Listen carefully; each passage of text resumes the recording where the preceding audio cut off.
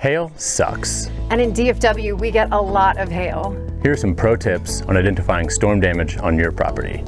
After a hailstorm, before we even talk about the roof, the first thing you want to do is walk around the property to identify signs of hail damage.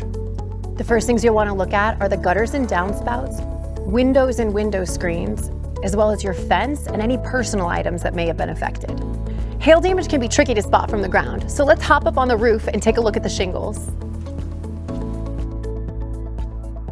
Now that we're on the roof, the first thing to look at are the metals. This will give you a great understanding of the size and amount of hail that hit your property. On the shingles, we're looking for impact marks that are left by the hail. That's going to look like circular marks where the hailstones have dispersed the rock granules on your shingles. If you don't feel comfortable getting up on your roof, give us a call and we'll take care of it for you. Go to our website for our inspection checklist form to assist you with your home inspection.